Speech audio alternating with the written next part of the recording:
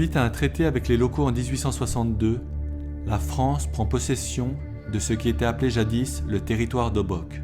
Cet espace sera ensuite appelé le territoire d'Obock et dépendance en 1867, sous la souveraineté française. En 1884, le sultanat de Tadjoura se transforme en protectorat français. En 1888 se crée le protectorat de Djibouti qui va finalement constituer la côte française des Somalies entre 1896 et 1967. En 1902, Djibouti devient officiellement une colonie française. À partir de 1946, Djibouti se rattache au territoire français d'outre-mer. En 1949, le franc Djibouti devient la monnaie nationale. Le territoire français des Afars et des Issa est le nom donné au territoire de Djibouti durant la colonisation française entre 1967 et son accès à l'indépendance en 1977.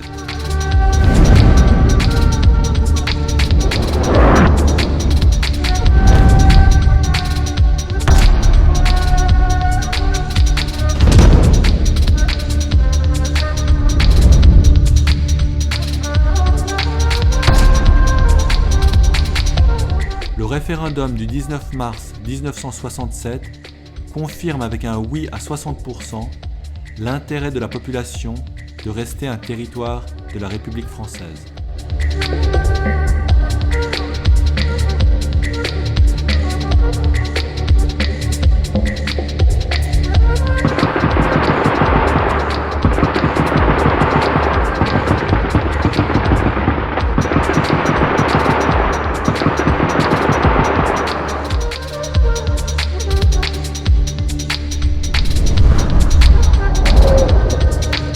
En 1973 se crée le parti politique de la Ligue populaire africaine pour l'indépendance. La France réunissait une table ronde à Paris le 28 février 1977 afin que les protagonistes de l'intérieur comme de l'extérieur puissent se prononcer sur les modalités de l'accession à l'indépendance.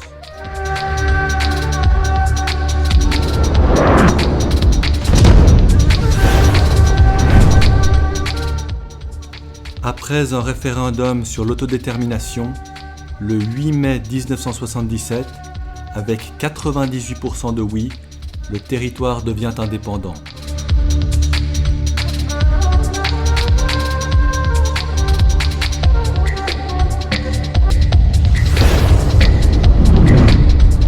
Le 18 mai 1977, M. Hassan Gouled Aptidon est élu président du Conseil du gouvernement. Qu'est-ce qui va changer demain pour les Djiboutiens? Beaucoup de choses. Ils seront soulagés. Même s'ils n'ont pas de l'argent, ils auront la liberté et de circuler librement. Il n'y aura pas de rave, il n'y aura pas de barrage, il n'y aura pas de ces malheur, ces nutritions qu'on leur fait tout le temps. Ça n'existera pas. Ils circuleront librement. Et c'est leur liberté, c'est ce qu'ils leur demandent.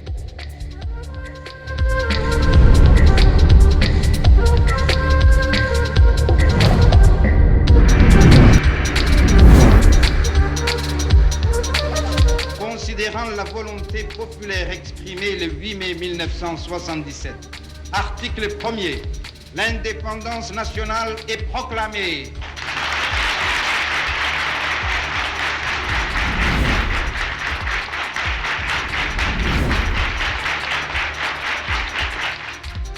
La déclaration d'indépendance du territoire français d'Afar et d'Issa a lieu le 27 juin 1977.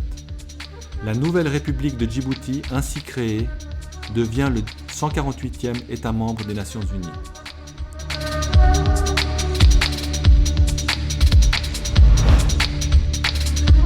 Monsieur Hassan Gouled devient le 8 juillet 1977 le premier président de la République de Djibouti.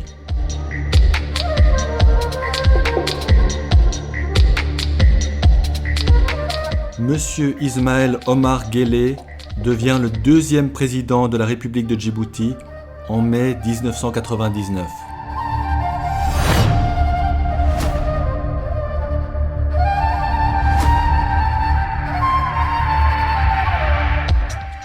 Le programme des années 1999-2017 fut de développer Djibouti et de le rendre un pays fort et pacifique.